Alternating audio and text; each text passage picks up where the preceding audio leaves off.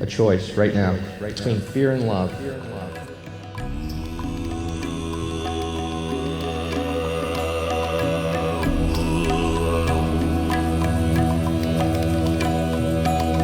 Expanding reality.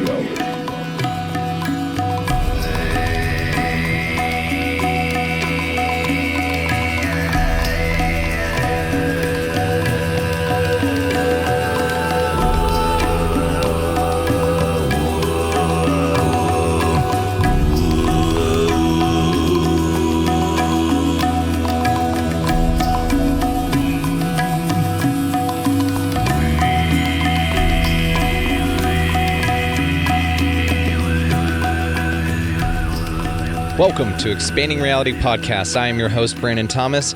Today on the show, and that beautiful music that you're hearing in the background there, is Matthew Kocel. He is a cosmic throat singer and a sonic alchemist, which is amazing. That's such a cool title. He specializes in sound healing and medicine music as well. Now, all the ways, of course, to find him will be linked in the show notes, guys. We just hear about his amazing journey through music, what he's doing with music now, his trip through Peru, and how it was the inspiration for the song you guys will actually be played at the end of the episode. So I'm going to tack that on at the end so you can hear the full song with his permission. And then all the ways, like I said, to find him, his YouTube, his websites, will be linked in the show notes below.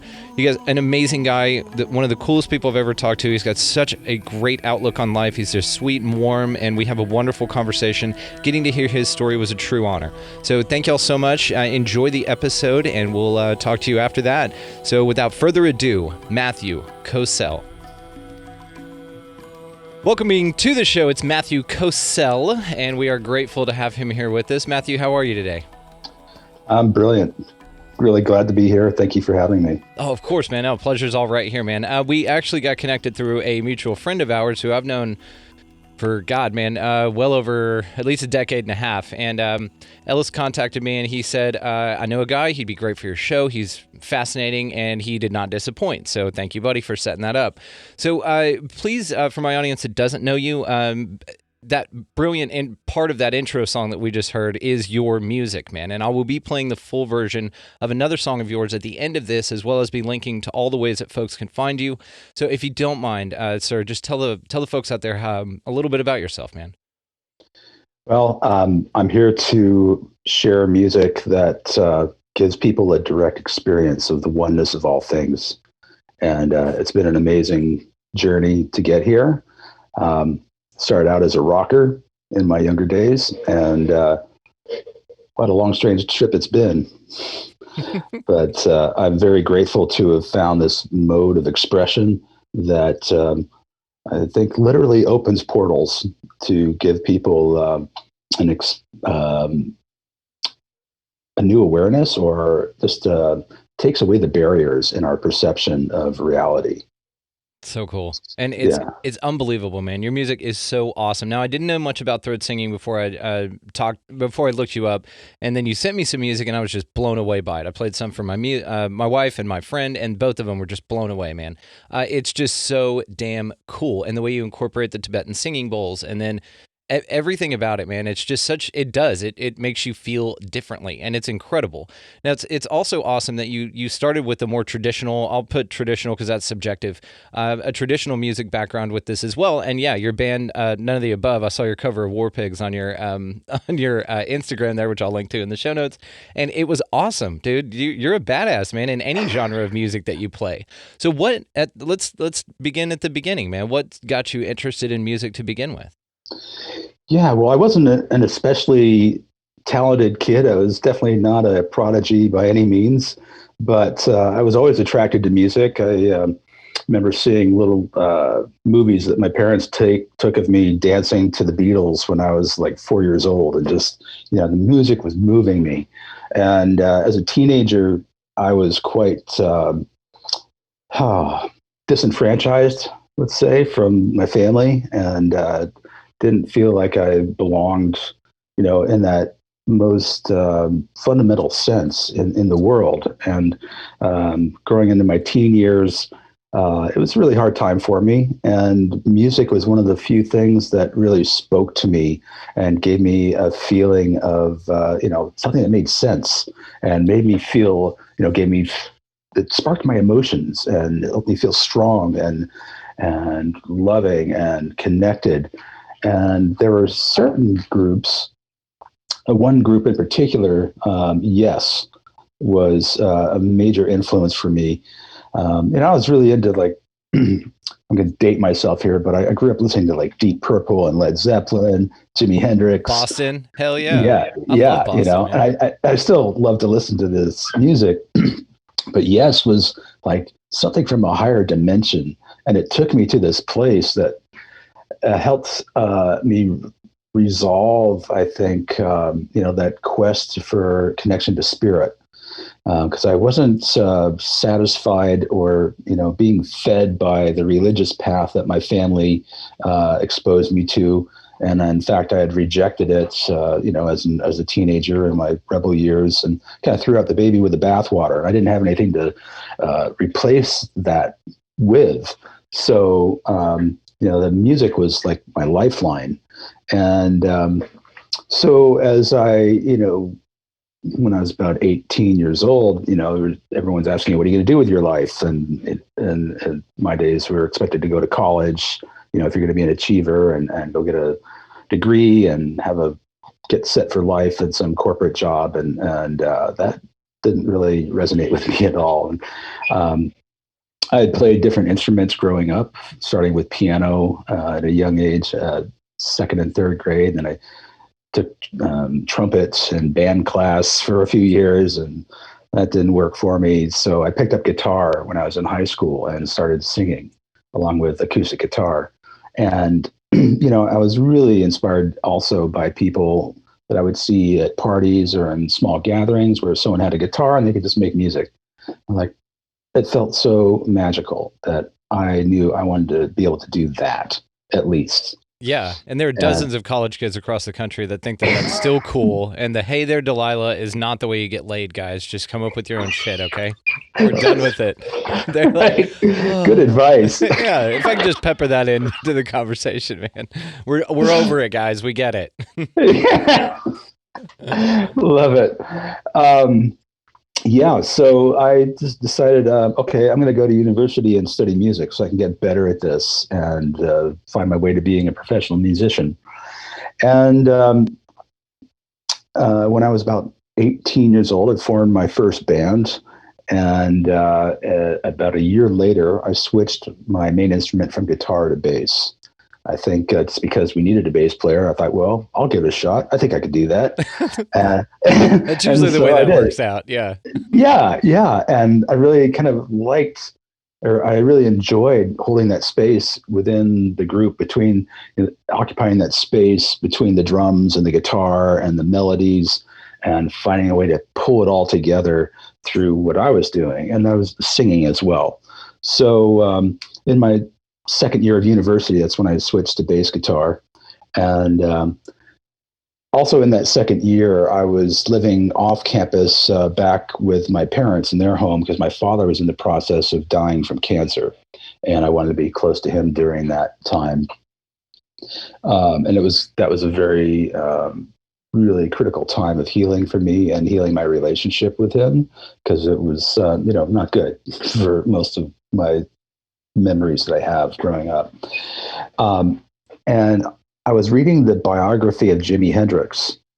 It's called Voodoo Child of the Aquarian Age. And I was commuting with my friend and bandmate, who was also a classmate at university. And he was driving one day, and I took the book out. It was about an hour drive to school. And I started reading about a song I had never heard before. Little did I know, I didn't notice that my friend put a tape in the deck at the time, and the album was Cry of Love by Jimi Hendrix. I think it was released posthumously. And so I'm reading about this song that I had never heard before, and they had the lyrics to it. The song's called Belly Button Window. And I started reading the lyrics, and I got a few lines in, and it dawned on me that Jimmy was singing those very words on the stereo as I was reading them. Yeah. It could not have been more perfectly timed. So cool. Okay. Yeah. And I'd like, it's like the Matrix. Yes. Well, Like, those what? synchronicities like that, man. Yeah. Yeah. So, and I'm getting chills, I'm like, okay. So I took a vow that day because I figured this is a sign, whether it's from Jimmy or God or the universe, whatever it is, someone's talking to me. And I said, okay, whatever it takes, I'm going to do this. I'm in. And so I'm living in Colorado at that time, going to school in Pueblo, Colorado, living in Colorado Springs, and the nearest big city was Denver. Well, after my father passed, I finished that year of school, and then I quit and moved to Denver with the invitation to join a working rock band.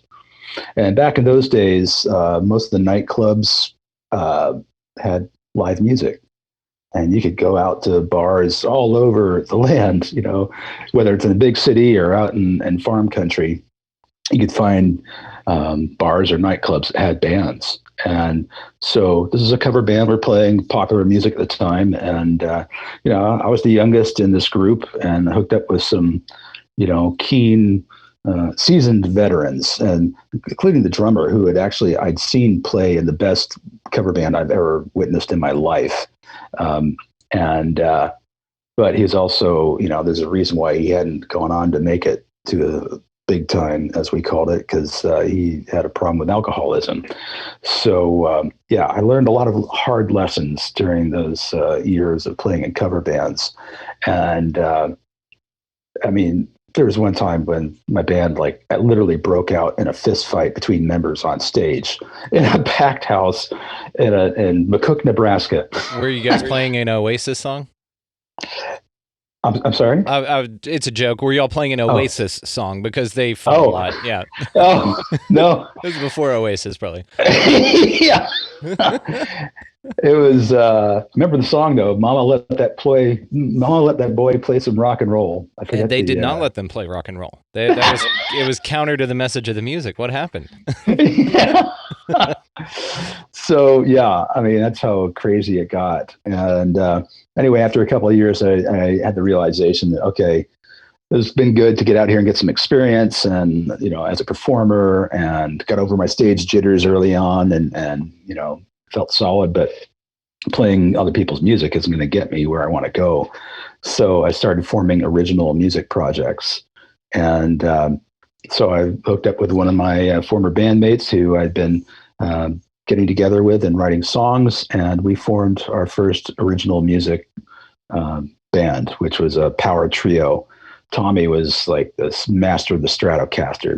This guy could play any Hendrix, Jeff Beck, Johnny Winter, Stevie Ray Vaughan style. He could tear that stuff up and own it, and he was a good songwriter too. And we had a good relationship as co-writers, and it worked.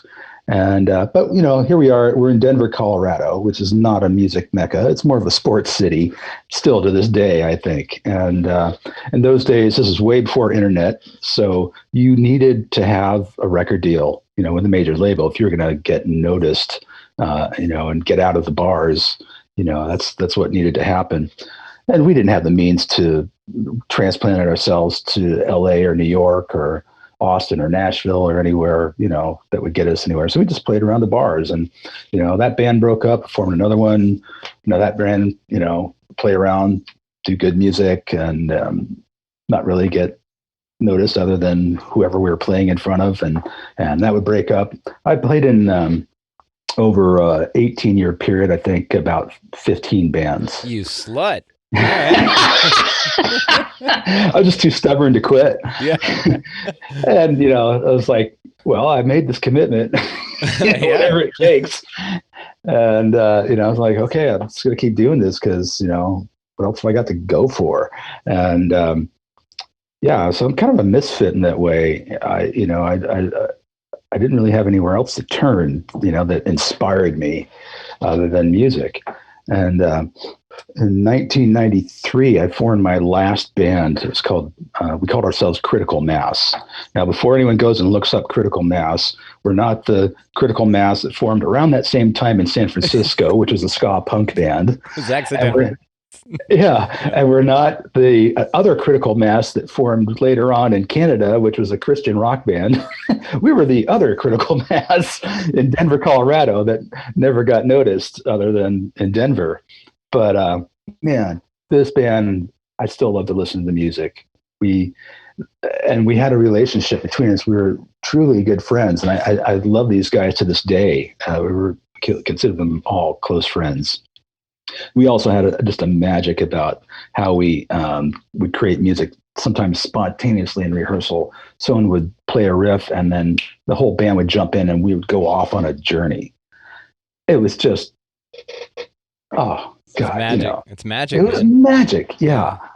And so, I should mention also along the way, while I was trying to support myself while playing in these original music projects, which the pay was, absolute crap. If showing up in a bar and playing on a bill with a few other bands for a meager crowd.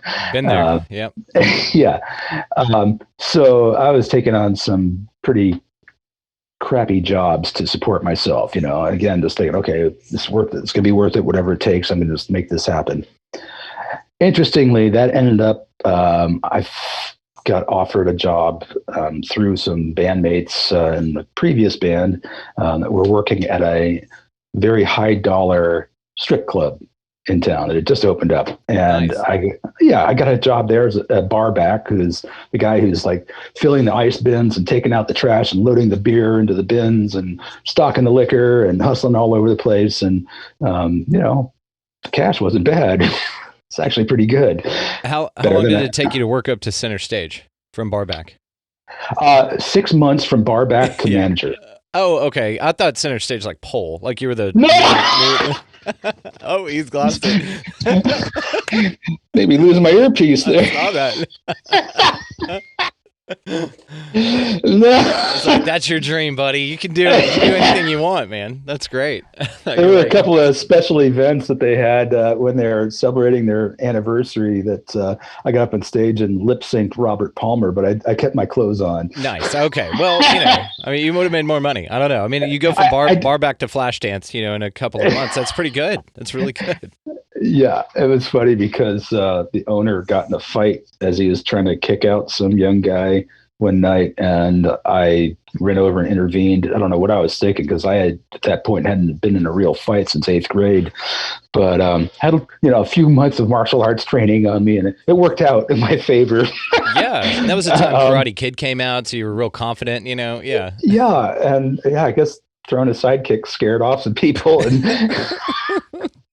way before MMA. So right. Anyway, so he made me a manager. Like, boom, and okay. So now I'm like not hustling around taking out the garbage and loading the beer bins. I'm wearing a tux, and I got my long hair pulled back in a ponytail, doing the Steven Seagal thing. And hell yeah, you were. I'm like just trying to look the part, and then I'm thinking, okay, so if there's professional athletes coming in there, football players. I'm like, okay, what am I going to do if this guy gets out of line? So that motivated me to dive into martial arts with every, bit of my being. This is self-preservation. And that was a benefit for me, and it was good for me. But the music was what was really keeping me going. And then when I formed Critical Mass, I was like, oh my God, this band has to be it. This is the one that's going to make it. And in August of 1994, I had, by then I was in my 5th year of managing Mile High Saloon in Denver, Colorado. Good name. And in fact, the owner was from Dallas. Oh, and okay.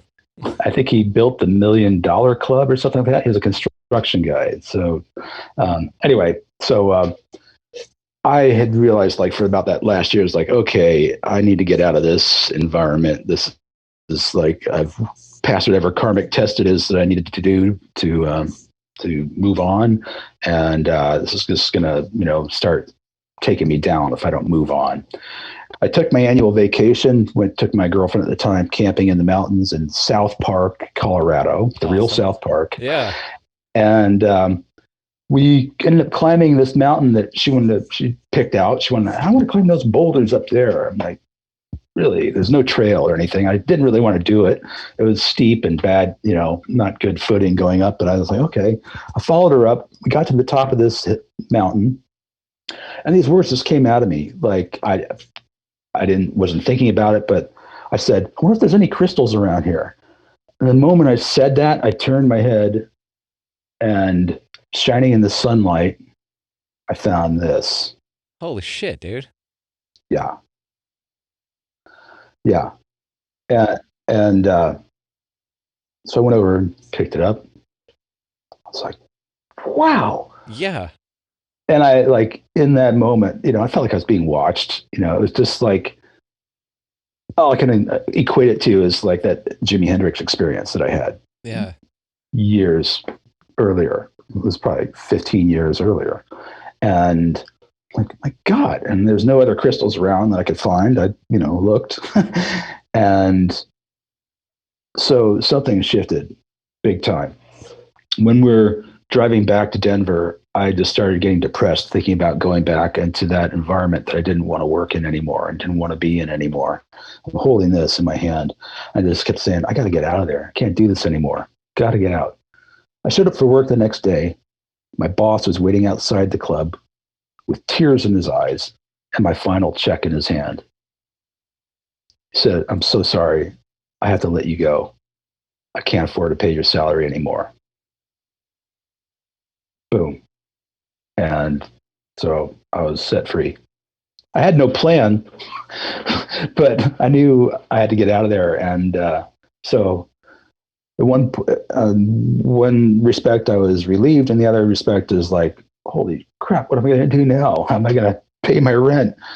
And interestingly, that very night, Critical Mass was scheduled to go into a local studio and begin recording a demo. We had 5 nights scheduled. And so we started recording.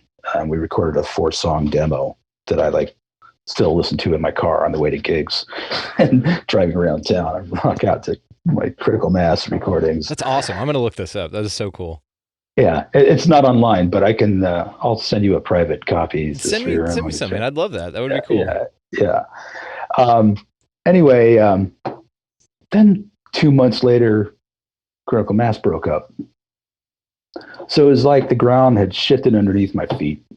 And well, it was inevitable. You guys had just reached a critical mass. So. It's prophetic, Stupid math. Don't encourage that kind of shit, dude. And so I, in my heart, knew this is it. I couldn't do it anymore. It was so heartbreaking, especially because of the close bond I felt with my bandmates and the magic of the music.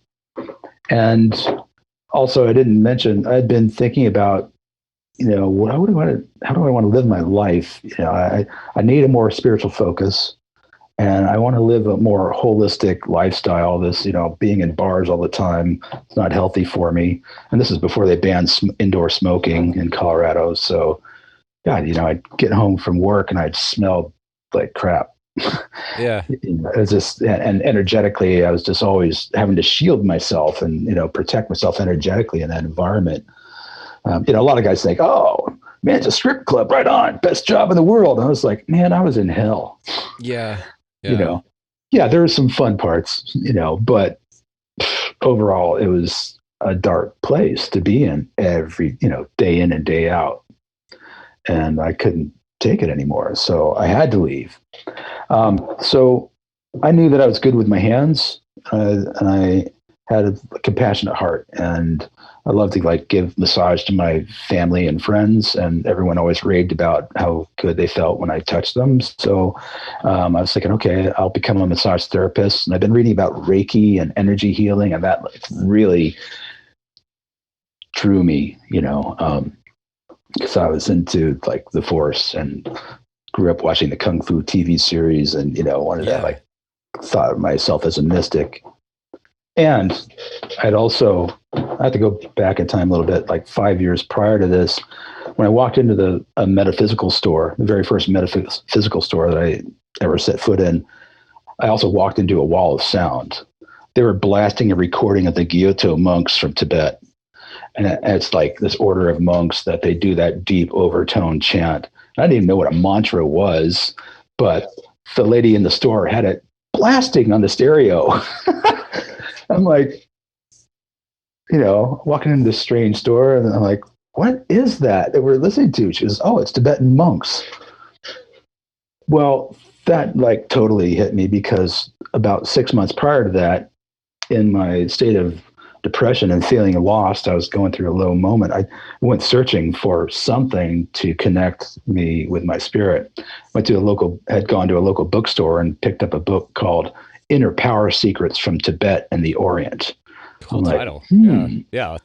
Yeah, this is what I need. And that's where I learned what a chakra was. And I learned about chi and prana and, subtle energy systems and how it's all viewed through the Eastern sciences and philosophies. So then like 6 months later, I hear this sound. She says Tibetan monks. I'm like, what?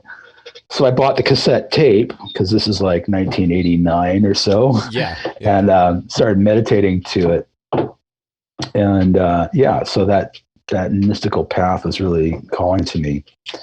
So after I was unceremoniously dumped from Mile High Saloon and my band broke up, and I'm like, okay, I'm starting on a new life now. And I put aside music. I tucked my bass away and really didn't play music for a couple of years, other than plunking around a few licks on my acoustic guitar time.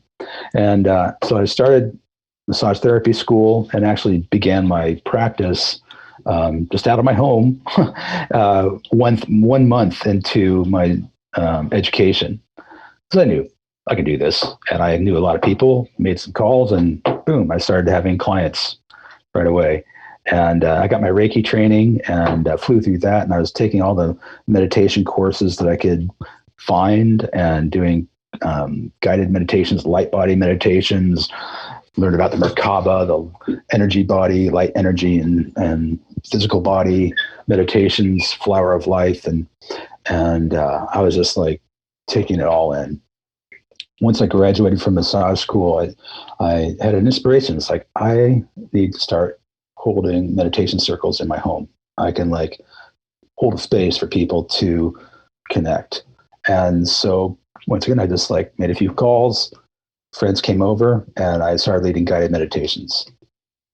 While doing that, I saw that people were having like deeper experiences than I even expected.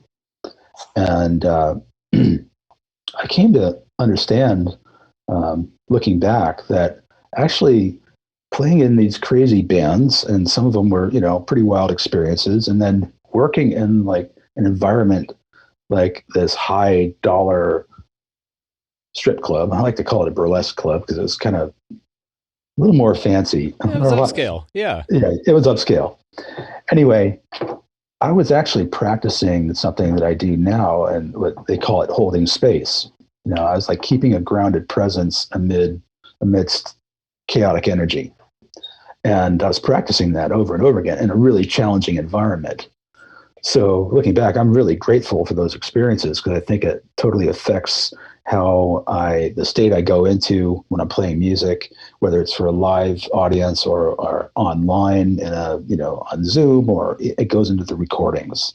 And so anyway, leading these guided meditations, eventually I got to a point where it felt like there were no English language words to express what I was feeling and wanting to transmit to the people in the circle. So I started to Om. And with a simple "oh," people told me afterward that they could actually feel energy from my voice moving around them and through them. And they're, experiencing a shift with that. So, I thought that was pretty cool. And I had been trying to mimic the sound of the Tibetan monks for all this time since I got that tape, and it was not successful. But when I Om'd, I was hearing more texture in the voice. And so I started to explore that and just slow down some mantras I had learned and slow down the pronunciation. And I was hearing more tones come out of the voice. And these are called overtones, also known as harmonics. And a lot of people ask, what is overtone singing? What's throat singing? It's a way of manipulating sound from your voice, manipulating the sound with your body to emphasize the overtones or harmonics. So what's a harmonic? What's an overtone? If you pluck a single string on a guitar, for example, we recognize the note that it's tuned to. That's the fundamental tone, because there's a certain number of pulses coming off that string per second. That's how we measure it. That's the frequency. That's the hertz, pulse waves per second. Well, those pulses double on themselves and then double again and again and again into infinity. And those multiplications of the fundamental tone are harmonics or overtones. And so by manipulating the shape of my body, my mouth, lips, tongue, throat, and where I place the sound in my body, I'm able to emphasize certain harmonics and overtones that are more audible to the human ear.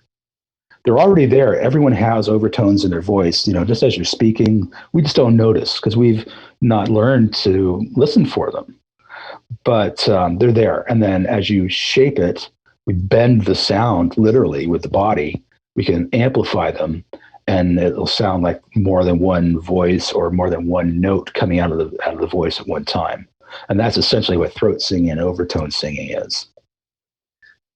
And so I started to hear about this concept called sound healing, and found some books about it. And there's this guy that lives in Boulder, Colorado, named Jonathan Goldman. And he has a ton of albums out. He's been studying this stuff for decades, a bunch of books. I don't even know how many books he has right now, but I picked up one of his books. And I saw that he's giving a weekend workshop up in Boulder, which is like a half-hour drive from Denver, where I was living. So, of course, I went. Over the course of that weekend, he didn't teach a whole lot of vocal technique, a lot of, theory and information and, listening. But he did at one point demonstrate that deep Tibetan overtone voice. He did one long Om, and then he said, some people will get this after being around others who do it. And in that moment, I said, that's me. I know it. I'm destined to, I was just like, I got this. Next day, I'm like working it. And all of a sudden it came out of my voice. I'm like, oh my God. And then I did it again. I'm like, holy shit, it's happening. So I had Jonathan Goldman's phone number to his office, got on the phone, dialed it up, voicemail. So I left him a voicemail. Hey, Jonathan, it worked. Thanks. That's a hard flex, Matthew. That's awesome, man. That is awesome. So that's how music started to come back to me, through meditation and healing arts and exploring the voice and the overtones. And it was a slow unfolding, and I just started incorporating more sound into the meditations.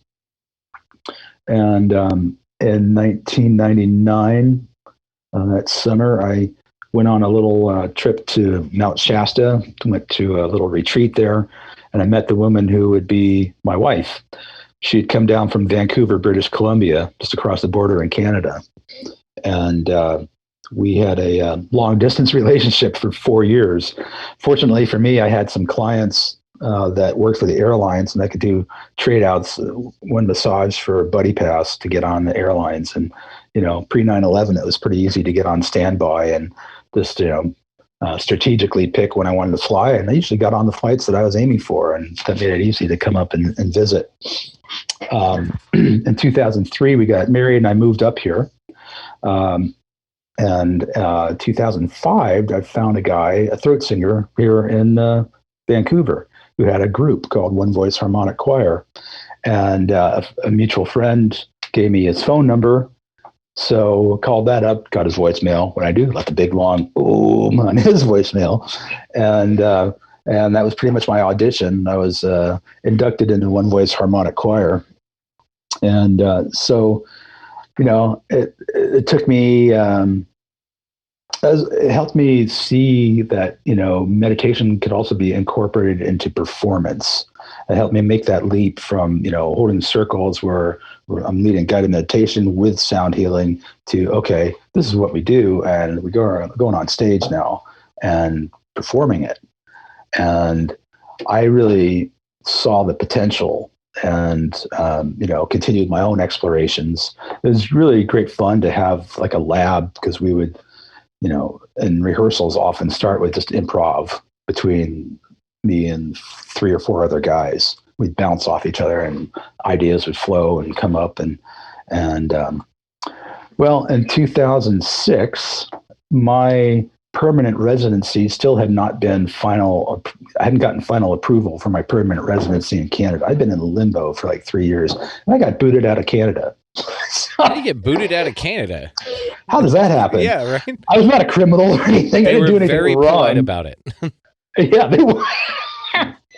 Sorry, or sorry, I should say. Sorry, you know what this is all about. Go on, right. So I had to leave. I went back to Colorado, started over again, managed to keep our marriage alive. And during that time, I did more public presentations of sound healing meditation, or sound healing circle. And then a friend of mine invited me out to LA to visit, and he took me to a couple of conscious dances, some ecstatic dances, and told the DJs about me. And the DJs let me, in the middle of their set, they each time, it was like on a Saturday and a Sunday, 2 different DJs, they handed me the mic. They brought all the music down to a drone and handed me the mic. And I started chanting. Yeah. And then afterward, people are coming up to me saying, "You got CDs? Do you have a website? Where can I get more of this?" I'm like, yeah. It hit me. It's like, holy crap, this is real. I'm in freaking LA, and these people want more of what I got. I need an album. I need a website. What am I doing? So that lit a fire under my ass. I'd been thinking about it, and it's like, okay, I don't know how I'm going to do this, but I'm going to manifest recording an album, and I'm going to get a website. And so I did. And found a friend in Denver that was also a big fan of what I was doing. He had been to some of my events and got a good deal on a budget recording of my first album, and recorded that. And this is right before I was going to move back to Vancouver to be with my wife. We had gotten an attorney on our deal and interfacing with Canada immigration, and we thought the way things were moving, I could move back. Well, so we did a road trip up to Canada from Denver in January of 2009. Had this magical journey. There had been really heavy blizzards, like right before we left, and it was like the sky cleared like a day before, all along the way, and the roads were dry for the whole way in January 2009. Synchronicity stuff, man. Yeah, and it was like we went back through Mount Shasta, where we met, and stayed there for a few days, and it was all magic. Then we get to the border, they wouldn't let me in. No, politely. Right. It's like, what are you doing? Oh, I'm moving back to Canada. My immigration's been reactivated, and they're like, "Oh, pull over there, please." And so after, I was just told, we're not letting you in. And by the way, if you want to come in for a visit now, you have to show that you have residence in the States, either own or lease, and have to have employment. You have to have enough money to cover whatever expenses you could incur while you're here. And I said, well, how much money is that? Well, whatever the agent you're talking to that day decides. And so I'm like, holy crap, I had to spend my savings on my new album, recording it. And I was counting on getting to Canada and starting a new massage therapy practice. And, I was pretty much tapped out. So basically I'm homeless at the border, and I'm sitting there in my car. It's at night, and I'm like, okay, God, What now? And I got like nothing. Crickets. That's what. Yeah, crickets. You got Canadian crickets. Canadian winter crickets.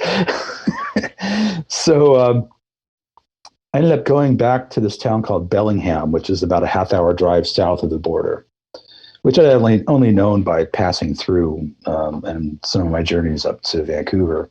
My wife's son came and picked her up at the border, and I got a hotel in Bellingham.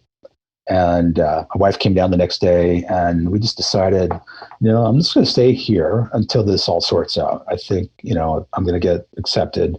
It's only a matter of time. They'll let me into Canada. I'm just going to stay here. Well, I called my mom and let her know. I thought I should let my mom know. Well, Mom, I'm in Bellingham in a hotel. Didn't get into Canada. Turns out a friend of hers from Alaska, where I was born, had moved to Canada after her husband died. She said, call my friend. She might know someone or have a room for you or something, So I called this lady, no answer, no voicemail.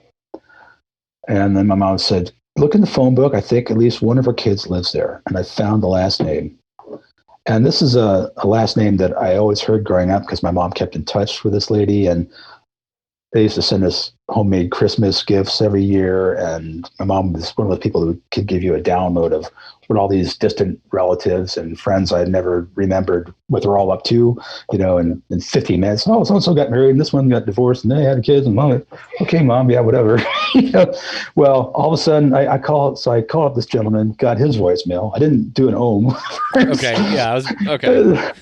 I said, hey, this is a voice from your very distant past, because I was like 2.5 when my family left Alaska. And but our parents were friends, and my mom gave me, your mom's number, and this is what's going on. I'm, trying to move to Canada, blah, blah, blah. Spit out my story in the 1-minute version. He calls me back. We chat on my third day in Bellingham. And he says, you know what? I've got a furnished apartment here in town that I got so my siblings could have a place to stay while they're visiting our mom. It's empty for the next 3 weeks. And you could stay there for free while you're looking for your own place. Ta-da! Bink. Yeah, so check this out. This is on my third day in Bellingham. Okay. And the apartment number that I ended up staying in for 3 weeks, courtesy of Tom, was apartment 201. So 2 + 1, that's a 3. Yeah. Stayed there for 3 weeks. When I got my own apartment, it was apartment number 3. I'm the third child in my family, in my nuclear family. Our parents, Tom and I, our parents met through the daughter of one of my grandmother's best friends. My grandmother, my mom's mom, this connection, had died in my 3rd year of being alive. And so she reaches through the spiral of time and scores me an apartment in my time of need. Her daughters, and it's through 3 generations. Because it's her best friend's daughter introduced my parents and Tom's parents. Yeah. So he and I are like the 3rd generation of this relationship, of this friendship. Well, when I finally got to move to Canada, my social insurance number, if you do the numerology on it, which is, social insurance, just like Social Security, comes to a 3. The numerology on my license plate came to a 3. So just saying. Oh, and before I left Denver, I met a lady there that said, oh, you're going back to Vancouver. You have to check out Bellingham. It's magic there. And she gave me 3 contacts in Bellingham. So I pulled those out in my first week, and 2 were people that welcomed me like family into their homes and had me over for dinner and, gave me tips on where to go in town. And, it's beautiful. And then the 3rd was a store called Wise Awakening. And it's a metaphysical store where they really emphasize sound healing and they really promote sound healing. And they had this incredible sound healing chamber, this like sacred geometry chamber that you could lie down on a table that had speakers underneath it, speakers over it, and they did sound healing with recorded music in it. I'm like, whoa, yeah, cool. I gotta go here. And I've got a new album, you know. So I looked up, I saw the owner's name and picture on the website, like, Diana, I'm gonna meet you, Diana. Well, in my first full week in Bellingham, I believe that the day was January 21st, 2/1. I just got this hit. It's like, today's the day I have to go to Wise Awakening. And I'm like, there's going to be gatekeepers. I know it. But I got to find a way to talk to Diana and share my music with her. Well, I put it around for early in the day. And then in the afternoon, I just got this hit. Go now. Go now. I'm like, okay. So I threw my instruments in the trunk of my car. I drove down there, walk in the store. There's one customer there. And lo and behold, there's Diana behind the counter. Hi, can I help you? I'm like, hi, you're Diana? And I'm like, she goes, yes. I'm like, my name's Matthew Kocel. I'm a throat singer and sound healer. I came here to meet you. And she says, oh, and then right that moment, these two guys walk in, kind of in a huff. These two guys, like the energy shifted. And now, I just want to preface this. I'm not knocking anyone's religion, but these guys were like whack. Okay. So she goes over and says, excuse me, I just need to help these guys. So, hi, can I help you? And he's like, yes, we're Christians, and we want to know, by what name do you call your God? Yeah, shitheads. Yeah. And so Diana's trying to respond as lovingly as possible, and this guy was just there to confront. And they had been watching some crazy videos on YouTube and convinced that this was a place that is promoting false religion and worshiping crystals and, you know, false gods, and they're like ready to like throw down, you know? Yeah. And so I'm witnessing this, and, you know, Diana's being loving, and this guy's just like bullying her energetically and verbally. And so I stepped in. I'm like, you know, I'm thinking, okay, I can speak Bible too, buddy, you know? So I tried to engage him on that level, which only inflamed him more. So I'm like, okay, time for some psychological jujitsu. I said, look, I want to hear what you have to say. Let's go outside and talk. It's like, oh, okay. So I just headed for the door, and they followed me out. And we stood out there on the sidewalk in the freezing cold for over an hour. And I just realized I just need to hear this guy out. So I just asked him questions and didn't debate. Let him talk, then I'd ask more questions. And finally, I got to share a couple of religious jokes that I knew wouldn't offend them, got them to laugh a little bit, and they both shook my hand, said, God bless you, and they walked away. And it was about closing time for the store, but I walked back in and reconnected with my new friend, Diana. And she said, thank you. You know, nothing has ever happened like that in the store before. And she never would work behind the counter. She was always in her back office. But she had 3 employees. One was out sick and 2 were out of town. So she had to be behind the counter that day. The timing could not have been more perfect, you know, other than like Jimi Hendrix singing to me while I'm reading the lyrics in his book. It's these beautiful breadcrumbs that the universe leaves for you, man. It's amazing. Yeah. So she said, what did you say you do again? I said, well, I'm a throat singer and I do this sound healing music. And I just was wondering if I could maybe share it with you personally. And she said, yeah, you know, I'm busy this week, schedule an appointment. So I did. And when I came back the following week, played for her for about 30 minutes. And she came out of it with tears in her eyes. She said, we have got to help you share this music with the world, get this music out to the world. So they had a little theater attached to the back of the store. And on the spring equinox that year, March 21st, I was like the headline act. They had me on stage and people coming in, and that was like my musical introduction to Bellingham. One of the musical introductions. Well, so going back to the day that this confrontation happened and this, you know, synchronicity happened at the store, that evening there was a female group of Tuvan throat singers playing a concert at the local historic theater in Bellingham. So I had to go. You had to go. Yeah, and I just had some rough draft copies of my CD printed up. I didn't have the artwork on it yet, but I'm like, okay, I'm going to connect with some Tuvans, you know, and they'll dig my music. I'm thinking, and I'll give them my CD, and who knows what'll happen. So I had put 2 copies in my pocket. During intermission, they had a merch table out in the lobby, and I saw, an American-looking guy and an Asian guy. I'm like, okay, that guy's got to be a Tuvan. I'm going to go talk to him. And so I did, and we were chatting him up, and I said, hey, are you a throat singer? He goes, yeah. And I go, me too. I do Kagura, which is what they call that deep sound. He goes, oh, he said, let me hear it. So I said, oh, and he joined in with me. Oh. We did it together right there at the table. And when our breath ended, we both laughed and shook hands. I said, hey, I have a CD. Can I give it to you? And he said, yeah, sure. I hand him the CD. Immediately, this elder couple steps out of the crowd and says, is that you on that CD? Do you have one for sale? Can we buy it? I'm like, yeah, sold them this CD right there. And my first CD sale in Bellingham. From behind them steps a native Alaskan woman. She says, I have an Aleutian dance troupe. We've forgotten how to throat sing. Will you teach us? So cool. Yeah. And I said, yeah, I don't know your music. I don't know your songs, but I'll teach you whatever I know. So when I taught my first throat singing class in Bellingham at Wise Awakening, Becky was there as my guest, this native Alaskan woman.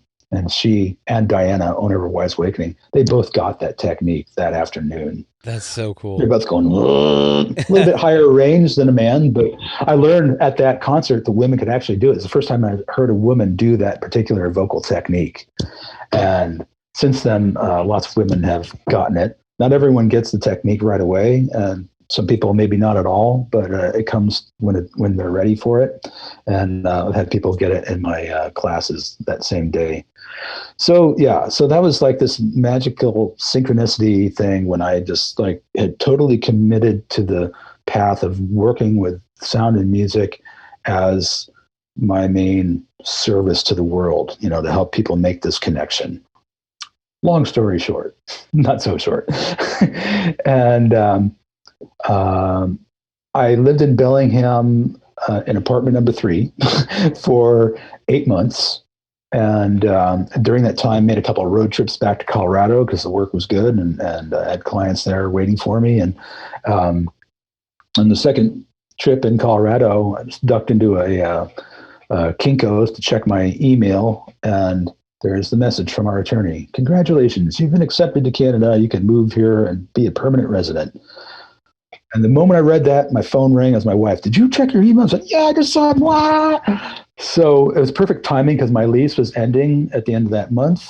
And August 26, 2009, drove up to the border with my stuff in tow.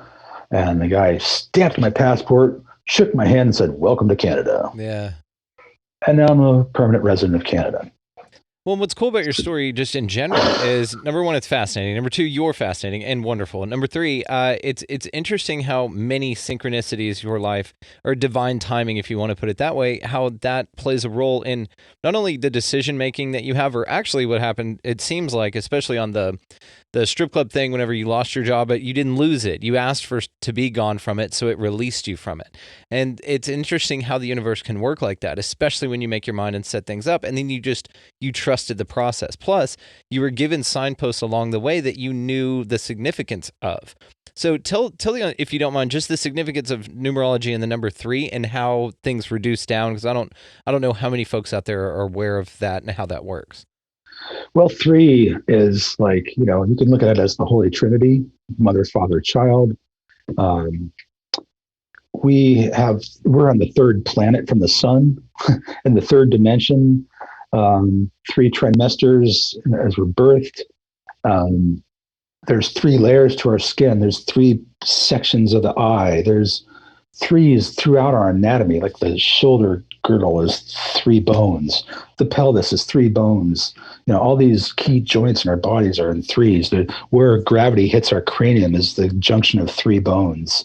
It is like my wife wrote a song all about the 3s in the body and in the universe. It is, the more you look for 3s, the more you'll find. There's 3 layers and fascia, and yeah, it's just and blind lemon, incredible. Of course. There's a magic number. Yes, it is.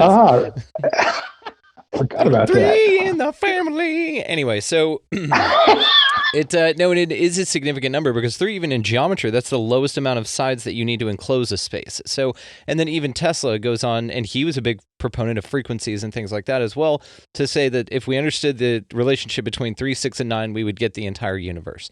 And of course, 3, 6, and 9 are all multiples of 3. And so you get that element of it. But I love that you had pointed out that even something being 201. So what you do is you add those numbers up, guys, and that gives you 3, right? And so everything can be reduced down to a number, right? And even multiple numbers. So you just add them up, and then you add those, and you add those, and then they end up being 3. And so it's interesting that it was so significant that all of the things along your journey took you to a number that is not only biologically and geometrically important, but also you recognize the importance of it for you personally. I think that that's very, very cool, man. Well, congratulations. So I'm just curious. So Canada, it doesn't work like the United States. People will come here illegally to get married and stay, but I guess you can't get married and go up there. They have a different rule about it. Yeah, it's changed since the good old days, because a lot of my friends at home were thinking, what? I thought you just moved to Canada, got married, and you're in. Well, no. Seen a bunch of movies about it. I worked in the 60s and early 70s, but not now. It's not so no more easy. Asylum for you, American. Okay. Right. Dirty American. I think they had enough of us. Yeah. Now, I definitely want to talk about the music that you make now and what you're doing. So also, I don't know, because you have this on your Instagram there, but you have the coolest business card ever. Sound healing, medicine music, cosmic throat singer, and sonic alchemist. How dope is that? I just want a shirt that says sonic alchemist. That's pretty cool, man. So whenever all of these things lined up and you were finally doing this, what are you doing now with your music is what I want to talk about, if you don't mind. Well, I'm just about to release my 3rd album. Come on. Why the hell not? That's perfect. Divine timing, man. This is perfect. Yeah. So, do you know what this isn't going to come out today, but do you know what today is? Today's April 3rd. Oh my God. Son of a bitch. I know. Now this doesn't release on April 3rd, but we're still going to talk about that. That's when we're recording this, and we set this up, what, a week, 2 weeks ago, a couple weeks back? Anyway, pretty cool, man. Pretty damn cool. I like it. It's meant to be, brother. All right. So now with your music and your 3rd album, which we're going to play a track from at the end of this recording, so you guys stick around for that. And of course, everything will be linked in the show notes as far as how to find him, his other records, your music on SoundCloud, and your Instagram, because I want folks to go out and support you and follow up. So what do you do with your music now? Well, pre-COVID, I was doing a lot of live events, and that's how you and I got connected. I played a variety of venues, everything from yurts and caves to churches, yoga studios. I did 9 shows in the Vancouver Planetarium back in 2015 and 2016 as part of a multimedia presentation on sacred geometry. And everything in between. I'm always looking for an audience to share the music with. And it's brought me down the coast, the west coast of the U.S., around Western Canada, I should say, the Pacific Northwest. I have played out in New York and Connecticut, and in 2018 and 2019, I played in France. In 2019, I played in Belgium as well. It has been an amazing journey, and really grateful for that. It's something so priceless to me to be able to share with people in a live setting. And so on one of my journeys to Colorado, I was introduced to some folks that are friends of Ellis, and they brought me to Texas again in 2019, or was it 28? It was summer of 2019. And I've played in medicine ceremonies, and breath work, and the music supports all these expansive practices, anything related to meditation or to help people center. I've played for schools where people were, kids weren't experienced in meditation, not even, didn't know really what it was, but they responded to the music and caught some really good reactions to it. And so these folks brought me to Texas, and I played in Austin, and also for a medicine ceremony outside of San Antonio. Ellis brought me back to Austin to play in November of 2019, and that was really an honor that he went out of his way to just sponsor me to come down. And I was able to bring in the percussionist who plays with me on my third album, Gilly Gonzalez, who lives in Denver, Colorado. Gilly's my guy for percussion. He's like so talented in such a way. He's a world drummer, plays all these ethnic drums, but he comes from a rock background like me. So there's that element as well. And he totally gets my vibe. And the way the elements that he brought to this third album, I couldn't be happier with. And he was available. So we brought him in to play a concert in Austin, and Ellis made that happen. And, in the last, I guess, a month or so ago, Ellis and I were talking. He was asking, how can I support you? I said, well, anyone who's got a podcast or a playlist on Spotify or anything, hook me up. Let's, and that's how you and I got connected. So with all the restrictions on, like here in Vancouver right now, they're not even allowing public singing in an enclosed space. So I'm not doing that right now. So I'm doing live concerts on Zoom, which is an adjustment, but the feedback I'm getting is really the same level that people would reflect back to me at live events.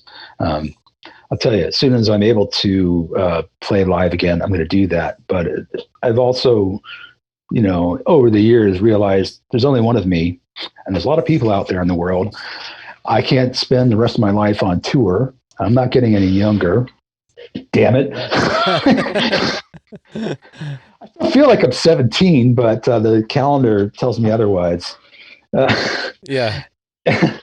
And anyway, so I had been intending to do more of an online presence and connect with people through the internet that way. And I'm focusing on building a new online platform to showcase and share the music, and with guided meditations as well. I've coming full circle with guided meditations, and it's a natural fit for me since that's what brought me back into music. I'm in the process of recording some meditations to go with my music as support, and will help people get a deeper experience out of the music. And so I'll be offering that. It's all going to be on my website, MatthewKocel.com. And I'm giving people, and I know you'll link this later, but I have a site called MatthewMusic.net. And there's 2 T's in Matthew, in case anyone's wondering, MatthewMusic.net. And if you go there and sign up, I'll send you 3 days of healing music. And now that the new album's coming out, I'm going to tack that on. It'll be 4 days of healing music. I'm going to put in the Song of the Ancients, which is the title track of this new album. That is so cool. That's the one we're going to play at the end of this show for everybody. Yeah. Yeah.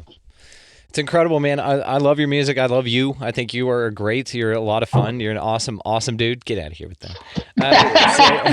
Couldn't help it. Well, reflex. It's interesting as well with the with Ellis, is because he is one of those guys. I don't know if he told you, but I knew him under a different name a long time ago, and he used to play bass with me because I was a bit of a musician as well for a little while, and that's how we met. And then he's one of those dudes that will vanish off the face of the earth for about 5 to 7 years, and then all of a sudden calls you out of the blue. Luckily with the same number, or he'll text you, "Hey, this is Ellis," and I changed my number, and then we just call and pick right back up, like we hadn't talked, like we hadn't missed any time at all. And he did this recently, and that's right about the time I was just gearing up with this new show. I had a show before this. That was the how I describe it. That's the caterpillar. This is the butterfly. So this is a totally different deal. And so I ramped it back up. He reached out. I think he was seeing the stuff that I was putting out, and then that's how we reconnected. And I just told him, "Man, this is great. It's so good to talk to you." And he told me about Peru and stuff, which I want to ask you about as well. And then he said that he is going to be doing something in Colorado pretty soon with plant medicine ceremonies and a place to do that. They're building like yurt and cabins and all that kind of stuff. And when he moves up there, he's actually going to come up and be in studio. So while he's here, he'll be here for the weekend or whatever. We'll definitely Zoom you, man, and just say hi and see how you're doing. So that'll be cool to reconnect him. I haven't seen him in say 12, 15 years probably, but Wow. it's just one of those things. And maybe talk to him 3 or 4 times, but lately we've been talking a little bit more anyhow. So it's very cool how this works, man. And once you do get in that soul tribe, you get a new soul tribe going, and then old soul tribe people, they don't leave because it's a soul tribe, man. You know, this is how this works. No matter what time or distance or anything like that, you always reconnect with the ones that you're meant to. And I think that that's wonderful. So tell me about your experience with Peru, man. Well, my first year having been landed in Canada and as a legit resident here. Congratulations. Thank you. I was invited to play for a group healing session with a healer from Hawaii. It's actually a Filipino lady, but had been living in Hawaii for many years. And she would lead a guided meditation and run energy for the group at the same time. And this person had told her about me. She told me later that she tuned into me and said, yeah, I can work with Matthew, so go ahead and invite him. So she was going on faith and intuition as well, and as was I. So I showed up with my instruments, and while Maxima is her name, she led this healing meditation. I played my music, and one of the people that was there that night with his partner was Jamie Alvarez Acosta, who is from Cusco, Peru. Jamie's a real deal. Now, in Espanol, they would pronounce his name Jaime, but I guess because he comes to North America so much, I decided to let people just call him Jamie to keep the confusion, minimize confusion. But anyway, so I call him Jamie. After the circle was complete, people are socializing and stuff, and he caught my eye and he says, come here, brother, come here. Pulled me aside and says, the masters I work with say you need to come to Peru. What an opening line, man. Right. Awesome. What do you say to that? You gotta go. Okay. Right? Yeah. I'm like, Jimi Hendrix, is that you up there? Right. So, yeah, he says, look, sound opens the doorways in these temples. I mean, he's like totally dead on serious. Sound opens the doorways in these temples. And you have the key. Come to Peru. I'll take you to the temples. You can sing there and, just come. Well, I didn't have the means to just jump on an airplane and go. So Jamie, his partner, is Canadian. And just in the last few years, he ended up moving here. They now have a child. But anyway, he was making several trips to this area each year. And we started working together when he was coming here. And he had many events, but we would do a special event where he would set up an altar, do opening prayers and ceremony, and I would play my music while he would circulate around the room, running energy for the group and also with individuals in the group. And so we developed a really nice relationship that way. And as 2013, and Jamie also, he was leading sacred journeys to Peru, taking people on pilgrimages to many powerful sacred sites throughout Peru. You could probably spend a lifetime just exploring in that one country, all these significant places. And he invited me to come as a co-facilitator. So that was my ticket. And I brought my instruments with me to Peru. And got to play and sing in some of these temples, not all of them, but where it was possible, and in ceremony. One night on our way to Lake Titicaca, we camped out in a high desert valley, and we had arrived at night. He had some advanced guys set up a campsite for us, tents and everything was just right waiting for us. We had a little bit of broth, and we then went to had a campfire, and I set up my instruments by the fire, and we stayed up through the night in ceremony. I was singing and chanting, and Jamie would share his wisdom teachings and prayers in between some of my music. A few other people shared songs, and we were up literally till just before dawn. And I managed to get a little bit of sleep, just before the sun came over the ridge and hit my tent, and then turned the tent into an oven. So it's time to get up. And interestingly, I was standing outside my tent doing a little morning practice, and I'd been looking for a talking stick. Gosh, I left it downstairs. But I've been looking for a special talking stick that I could carry with me, because I like to pass around a talking stick after my circles and let people share from their experience if they were inspired to do so. And there was this twisted little piece of wood. It's from a shrub that was struck by lightning. I knew that's the one, and sure enough, picked it up, and there was energy. I'm like, yeah, okay, you're coming with me. That's awesome. Well, since that day, a couple thousand people probably have held that stick in circles, and from LA to Brussels and France. But anyway, that morning we were walking through this valley and seeing these amazing rock formations for the first time, because it was nighttime when we arrived. And Jamie showed me, he says, "Look over there, brother, there's tombs underneath those rocks where the ancestors are resting, totally undisturbed, and this was not a public place where there's like a park and, it was being tended to. It's just like, just off the mainstream path. And these tombs have been left alone. We didn't go disturb them or anything. But it's right after he showed me that, I started hearing this melody in my head, like voices singing a melody.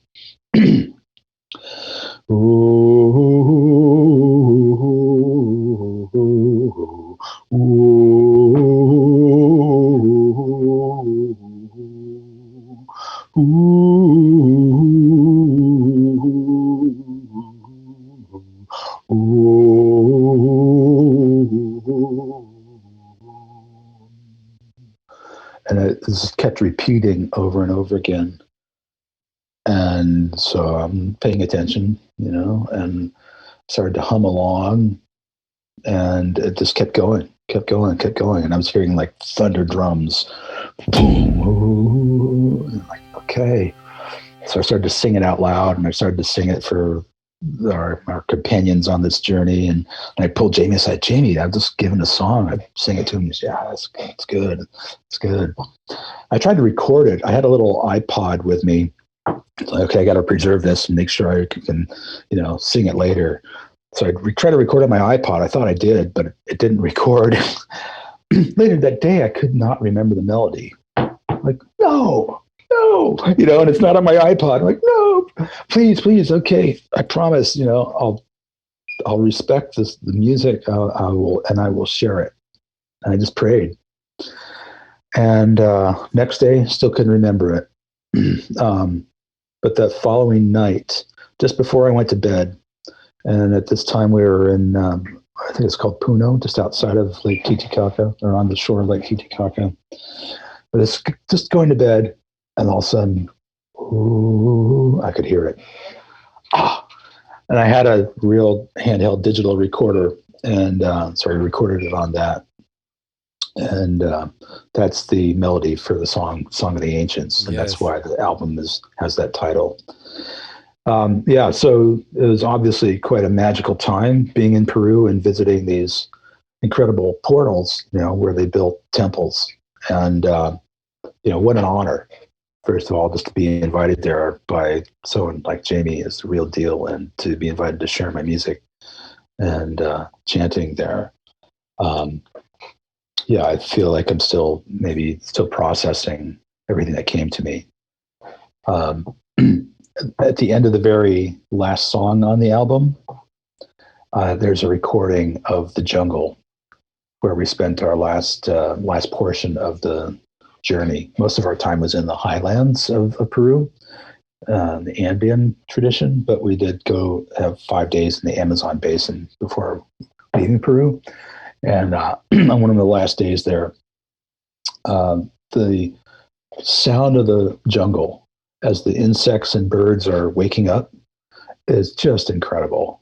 So I took my handheld recorder and set it outside my hut and just let it run for a good 10 minutes or so. And so Pachamama gets the last song on this new album. That's so cool. And, So cool. And it's nice the respect that you have for it, because you are willing to receive things like that. You are more in tune to what's going on with the nature of these things, and damn near anybody I've ever met, man, for sure. So it's just refreshing to hear that you're so in touch with the ways of the ancients, or you're so in touch with nature in that way. You respect the culture, and that's why those tombs were left undisturbed. There's just a different respect and reverence for that culture.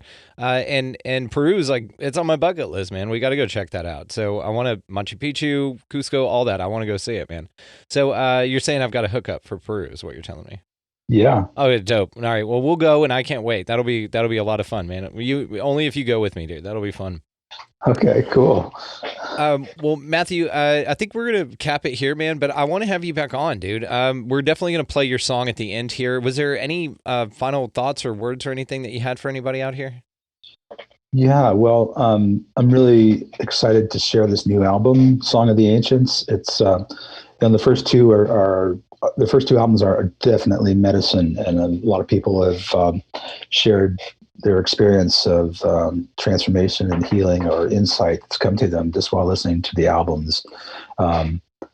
But Song of the Ancients, as soon as I launch it, I'm going to do a special thing to help people share it. And so I'm going to have a deal where it's only like $9, and there'll be some bonus tracks in addition to the hour-long album and a guided meditation to help you go deeper with the music. And if you purchase that for $9, there's going to be an invitation to be an affiliate and or an ambassador. And you'll be given a special link, and anyone you share that link with, if they purchase this package, you get the money. None of it comes to me. Yeah. Now, people might think, well, what's the trick? What's the catch? No catch. You just get all the money. There will be, on the order page, once that's made, there can be add-ons. I'm going to offer my other two albums for like $5. And so that'll come to me. And my system will fulfill the order. So that's how I benefit, because I'll get someone on my email list that I can start a relationship with and share more music and videos with. Which you can check out the videos I've done so far on YouTube. Just look at my name, Matthew Kocel, on YouTube. And anyway, so I think it's really important to be generous and to share abundance with the healing music. And I can't think of a better way to incentivize people to share it. And everyone wins, because it's spreading healing sound and music and abundance at the same time. So cool. So yeah, really. This came to me like a couple of weeks ago that this is how I'm going to do it. And, that's brilliant. I mean, what in the pay it forward is going on here? I think that is so cool, man. I think that is so cool. I love it, brother. And yes, so I will be linking to that, your YouTube, your website, and your music website.net as well. Matthew, cannot thank you enough, dude. This has been an absolute pleasure, man. We are definitely going to have to do this again. And your Soul Tribe, I just keep scooping you guys up. It's great. We just keep finding each other out here, man. And it's really refreshing. I'm so grateful. Yeah. Thank you so much. Thank you. For anyone out there, if you know anyone else with a podcast you could hook me up with, or playlists on Spotify, you can playlist my music. It's a big help. But let's connect. Absolutely. And I'll pass your name on to a couple folks as well, because I'm in that cycle. So, yeah, well, I'll pass you along, man. I think you're great. You're a wonderful guest, and you're a wonderful person anyway. I don't know why anybody wouldn't want to talk to you. And you have some dope message. So thank you so much, man. Honestly, it's been a true honor. Thank you. For me as well. Thank you, Brandon. A tremendous thanks to Matthew Kocel for joining us on the show today. He is absolutely incredible. I loved hearing his journey through his music, and especially what he's doing now. That is so cool how he got to where he is, making this amazing music that he does. So stick around, guys, because his song of the Ancients, is going to follow this right away, and I'll play it in its full version because he gave me permission to do that. So you guys, close your eyes, enjoy this music. He is absolutely fantastic. If you would like to find us, the show here, we actually just launched our website. So it is going to be expandingrealitypodcast.com. That is where you can find the links to the Instagram, Twitter, Facebook, YouTube, and Patreon as well. So if you guys feel like you get something out of this show, you feel like you want to show a little love to your boy here and contribute a little bit to that, you can do so with the link on expandingrealitypodcast.com to Patreon, or just go down here in the bottom of the show notes. I've linked the Patreon directly, as well as the website. So you guys go check that out. Thanks again for listening, guys. You guys are very special to me, and y'all make this worth doing. And just wanted to say that, do something nice for somebody else, guys. Buy a meal for some stranger that you don't know. Pick up a piece of litter if you see it on the ground. This is our planet, too. Pet a strange dog, because dogs are awesome. That's more for you than anything, but the dog will probably like it, too. As well as get out of the left-hand lane. You guys know how annoying that is. If you don't know how annoying that is, and I'm just telling you this for the first time, then surround yourself with a better group of friends, because I should have told you this by now. Get out of that left-hand lane. It's for passing only. Thank you. As well as you guys just go out into the world and just in general, like always, just be good to one another. We'll see you next time.